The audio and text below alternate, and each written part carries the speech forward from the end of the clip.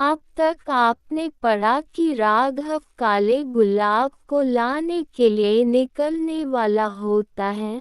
वो अपने साथियों से मिलकर निकलने के लिए राजमहल की तरफ बढ़ रहा होता है।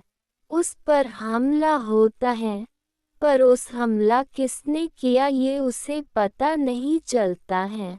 अब आगे राघव तेजी से राजमहल की तरफ बढ़ रहा होता है और उसे एकदम से अपनी तरफ कुछ आता हुआ महसूस होता है। वो अपनी समझ के हिसाब से जिस दिशा में जा रहा होता है उसकी विपरीत दिशा में घूम जाता है।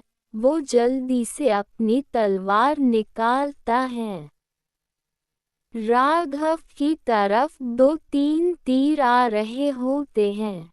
राघव उन्हें तलवार से काट देता है।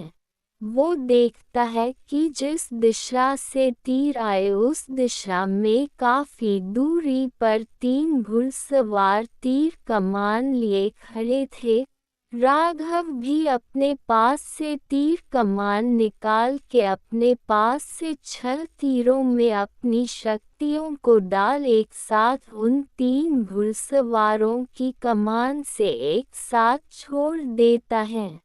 वापस से 3 तीर चलाकर वहां से भागने की कोशिश करते हैं, लेकिन उनके भागने से पहले राघव के छोड़े हुए तीर वहां पहुंच जाते हैं। 3 जो उन घुड़सवारों ने छोड़े थे उन्हें राघव के 3 तीर नष्ट कर देते हैं।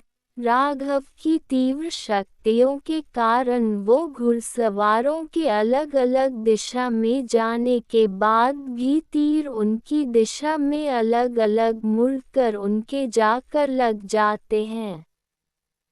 राघव उन घुड़सवारों की दिशा में जाता है और उन्हें देखता है।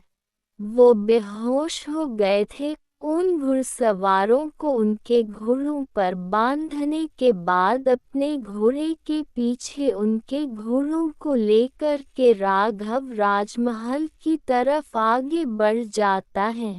राघव तेजी से राजमहल की तरफ बढ़ रहा था क्योंकि सुबह होने में अधिक समय नहीं बचा था।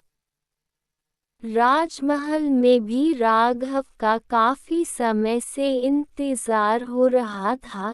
जब राघव काफी समय तक राघव नहीं आया तो वहां सभी को राघव की चिंता होने लगी।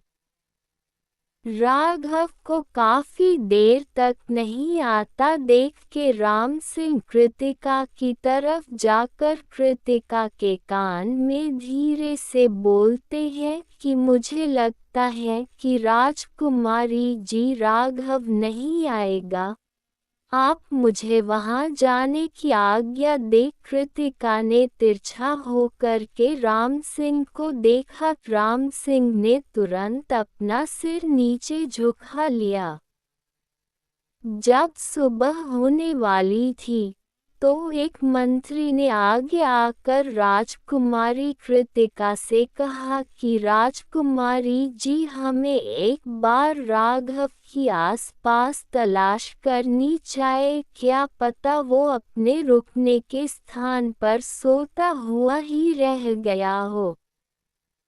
उस मंत्री की बात पर कृतिका भी सोच विचार करने लगी। फिर कृतिका राघव की तलाश में किसी को भेजना ही चाहती थी। कुछ दूर से घोड़ों के भागने की आवाजें आ रही थी।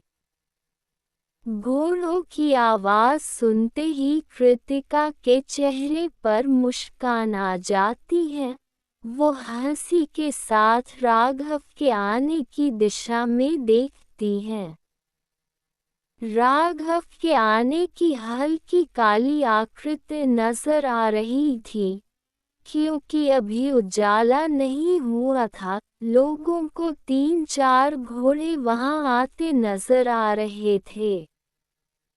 राघव तेजी से घोड़े से उतर के कृतिका के पास आया और उसे और राम सिंह को लेट होने का पूरा कारण बताया।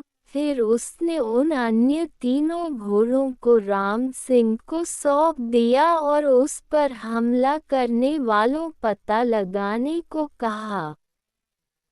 फिर उसने उसके जाने के कृतिका और बाकी सब सावधान रहने की नसीहत दी। राघव ने कृतिका के कहने पर कुछ पूजा की, फिर और कुछ जरूरी सामान लेकर काली पहाड़ियों की दिशा में निकल गया। कैसा होगा राघव का ये सफ़र? क्या होगा राघव के साथ? क्या जिंदा वापस सही से लौट पाएगा राघव या होगी उसके साथ अनहोनी घटना? क्या ये सब किसी बड़े खतरे की साजिश है? आगे कहानी में क्या होगा जानने के लिए पढ़ते रहिए द किंग्स क्राउन। लाइक और सब्सक्राइब करना ना भूले, इससे हमें आगे और लाजवाब कहानी लिखने की प्रेरणा मिलती है। आप कहाँ से इस कहानी को सुन रहे हैं बताएं हमें कमेंट बॉक्स में, और कहानी को आगे शेयर भी करें।